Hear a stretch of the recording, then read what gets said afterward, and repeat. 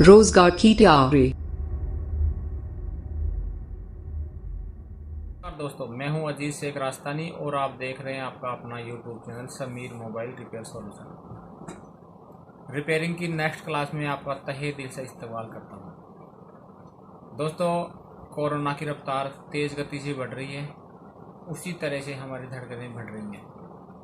क्योंकि दोस्तों, कोरोना को रोकना और कम करना हमारे हाथ में ही है।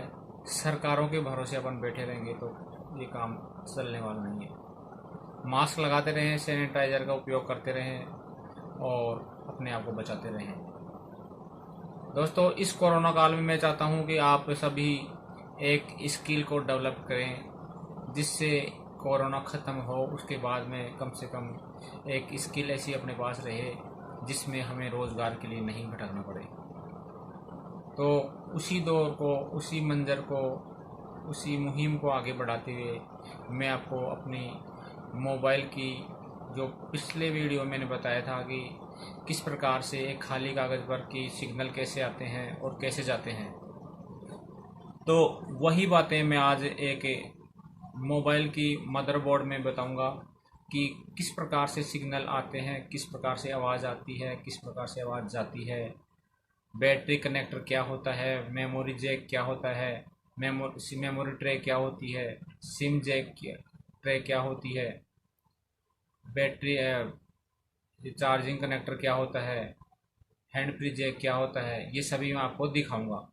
और उसके साथ साथ हल्की फुल्की आपको नॉलेज भी देता चलूँगा जिससे आपको हल्का फुल्का साथ साथ नॉलेज होता रहे, जिससे आप छोटी मोटी प्रैक्टिस तो चालू रखें। तो मैं आपको आज दिखा रहा हूँ, सैमसंग का मोबाइल है B300E, जो काफ़ी बिका हुआ मोबाइल है दोस्तों। कीपैड का मोबाइल है। अब मोबाइल चाहे कीपैड का हो दोस्तों या तो स्क्रीन टच हो, लेकिन सभी में सर्किट एक ही होता है, वो मैं आपको अभी बताता हूँ दोस्तों। तो देखिए दोस्तों, ये है मोबाइल दोस्तों सैमसंग का B310E। अब इस मोबाइल में दोस्तों आप देखें कि ये तो है दोस्तों इसका बैटरी कनेक्टर। दोस्तों ये क्या है? बैटरी कनेक्टर, जिसके मैं स्क्रू ड्राइवर लगा रहा हूँ, वो चीज़ें आप देखते हैं, गौर करते हैं। स्क्रू, ये तो है इसका बैटरी जैक, बैटरी कनेक्टर बोलो, प्लस एक साइड में, एक साइड में माइनस, बीच का प्लास्टिक। और दोस्तों ये है इसका मेमोरी जैक, जिसको मेमोरी ट्रे भी बोल सकते हैं। इसमें दोस्तों 8 पिनें होती हैं अंदर से, देखिए आप गिनेंगे तो पता चल जाएगा आपको। ये दोनों दोस्तों इसकी हैं सिम ट्रे, इसमें सिम लगती है, सिम नंबर 1, सिम नंबर 2। ये इसका चार्जिंग कनेक्टर है, चार्ज करने के लिए। और ये इसका है सिम, ये जो हेडफोन जैक है इसका दोस्तों।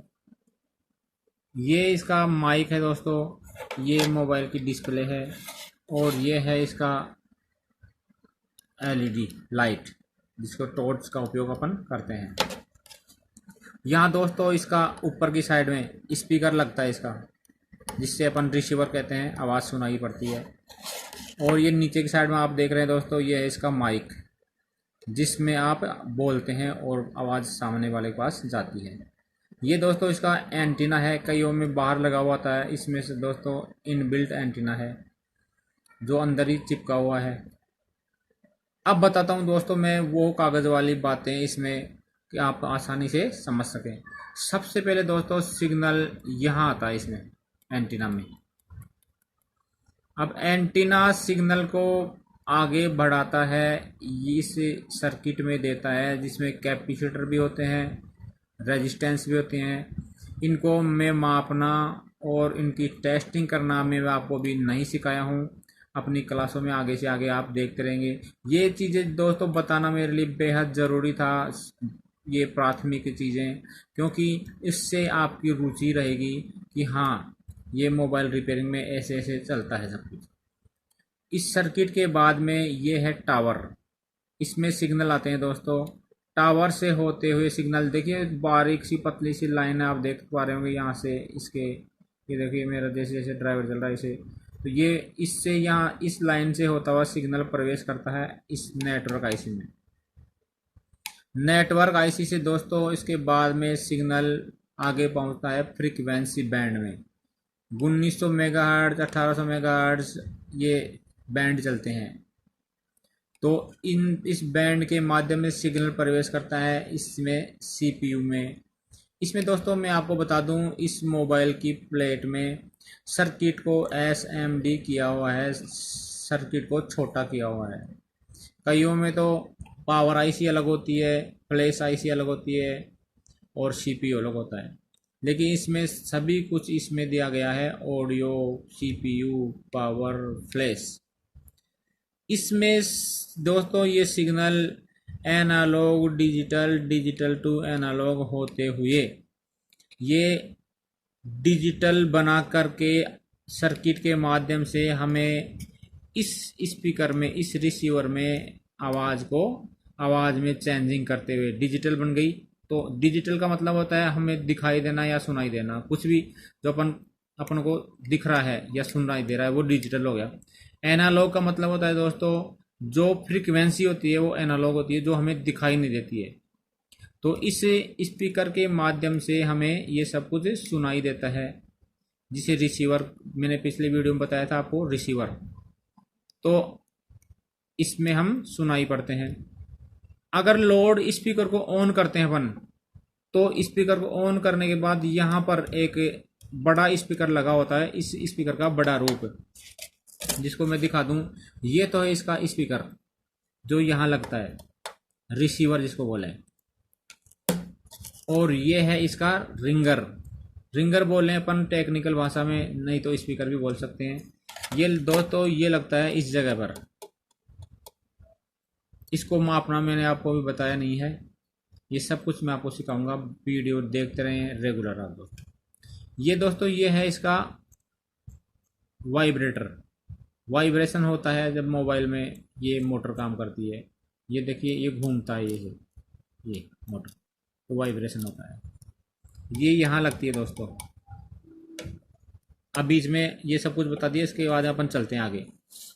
अब इसके बाद होता क्या दोस्तों, ये जो है माइक, माइक से दोस्तों अपन बोलते हैं। बोले कैसे, बोलने के बाद में ये आवाज़ यहाँ सर्किट के माध्यम से इसमें जाएगी, इसी आईसी में। ऑडियो इसी में है, पावर इसी में है, सीपीयू इसी में है, फ्लैश इसी में है। अब ये वही प्रक्रिया होगी इसमें भी, कौन सी अभी बताया था, analog to digital, digital to analog. वही प्रक्रिया होते हुए ये अब की बार, पहले तो इसमें कहाँ चल गई थी आवाज़, इस स्पीकर में आ गई थी अंदर प्लेट के अंदर। अब ये आवाज़ बाहर निकलेगी। पहले अपन ने रिसीव किया था, अब इसको ट्रांसमिटिंग करेंगे। बताया था section 3, receiving section, transmitting section और लॉजिक सेक्शन। तो ये लॉजिक सेक्शन है इसका, ये आईसी है जो लॉजिक सेक्शन में आती है। अब ये आईसी के थ्रू ये सिग्नल बाहर निकलता है, ये बैंड में जाएगा, फिर आरएफ आईसी बोलो या तो इसको नेटवर्क आईसी बोलो। इसमें से वही देखिए आप दोस्तों, लाइन के द्वारा सिग्नल टावर के माध्यम से, सर्किट के माध्यम से एंटीना में जाएगा, और एंटीना इसको बाहर आउट करेगा सिग्नल को, और सिग्नल बाहर जाके एनालॉग बन के टावर में जाएगा। टावर से फिर वही काम, वो सिग्नल जिस मोबाइल में अपन भेजना चाहते हैं वहाँ पर पहुँचेगा। वहाँ पर पहुँचने के बाद जैसी प्रक्रिया इस मोबाइल में हुई थी वही प्रक्रिया उस मोबाइल में भी होगी। कौन से में, जिससे अपन बात कर रहे हैं।